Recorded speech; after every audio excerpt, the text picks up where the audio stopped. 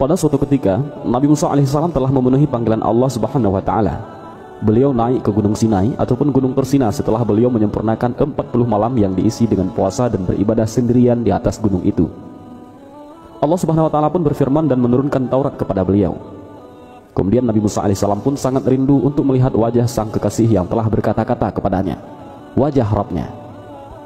Dan tatkala Musa datang menurut waktu yang telah kami tentukan dan telah berfirman Rabbnya kepadanya, berkatalah ia, ya Rabb, perlihatkanlah dirimu kepadaku agar aku dapat memandang engkau.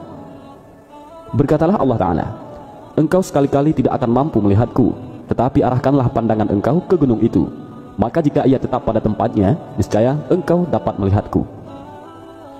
Setelah mendengar permintaan Nabi Musa alaihissalam itu, kemudian Allah Subhanahu wa taala berfirman, wahai putra Imran, sesungguhnya tidak akan ada yang sanggup melihatku kemudian ia mampu untuk tetap hidup. Nabi Musa alaihissalam berkata, ya Rabbi, tidak ada sesuatu pun yang menyekutuimu.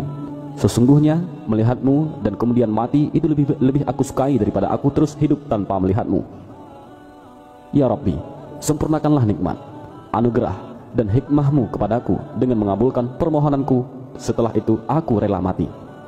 Ibnu Abbas radhiyallahu an, sahabat Rasulullah sallallahu alaihi wasallam, meriwayatkan bahwa ketika Allah Subhanahu wa taala mengetahui Nabi Musa alaihissalam ingin dikabulkan, maka berfirmanlah Allah, pergilah engkau dan lihatlah batu di atas puncak gunung itu. Duduklah engkau di atas batu itu, kemudian aku akan menurunkan bala tenteraku kepadamu. Dan ketika telah sampai di puncak batu tersebut, maka Allah pun menurunkan bala tenteranya, para malaikat hingga langit ketujuh, untuk menampakkan diri kepadanya. Diperintahkan para malaikat penghuni langit untuk menampakkan diri di hadapan Nabi Musa alaihissalam sambil mengeraskan suara tasbih, tahlil, bagaikan suara petir yang menyambar-nyambar. Kemudian para malaikat penghuni langit kedua diperintahkan menampakkan diri lagi dengan warna dan bentuk yang beraneka ragam. Mereka bersayap dan memiliki raut muka. Di antaranya ada yang berbentuk seperti singa. Berlalu di hadapan Nabi Musa alaihissalam sambil mengeraskan suara-suara tasbihnya. Mendengarkan teriakan-teriakan tersebut, Nabi Musa alaihissalam merasa ngeri dan kemudian berkata, ya Rabbi, sungguh aku menyesal atas permohonanku. Apakah engkau berkehendak untuk menyelamatkanku dari tempat ini?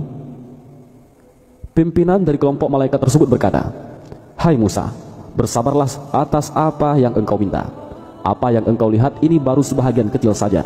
Allah Subhanahu wa taala memerintahkan para penghuni langit ketiga turun, lalu keluarlah malaikat-malaikat yang tak terhitung jumlahnya dengan aneka ragam bentuk dan warnanya.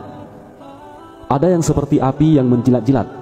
Mereka memekikkan tasbih, tahlil dengan suara hiruk pikuk menggelegar. Nabi Musa alaihissalam semakin berputus asa, dan kelompok malaikat itu berkata, wahai Musa, bersabarlah hingga engkau tidak akan sanggup lagi untuk melihatnya. Kemudian penghuni langit keempat turun. Ada yang berbentuk seperti kobaran api yang menjilat-jilat, ada pula yang seperti salju dengan suara melengking seperti suara guntur, dan suara mereka, para malaikat itu, memekikkan tasbih dan tahlil. Demikianlah penghuni dari setiap langit turun satu demi satu. Semua malaikat tersebut bergerak maju sambil cahayanya menyambar semua mata yang ada. Mereka datang membawa tombak yang sangat panjang dan lebar. Tombak-tombak itu bagaikan api yang bersinar terang, benderang melebihi sinarnya matahari. Nabi Musa alaihissalam menangis dan meratap, ya Rabbi, ingatlah aku, jangan engkau lupakan diriku. Aku adalah hambamu.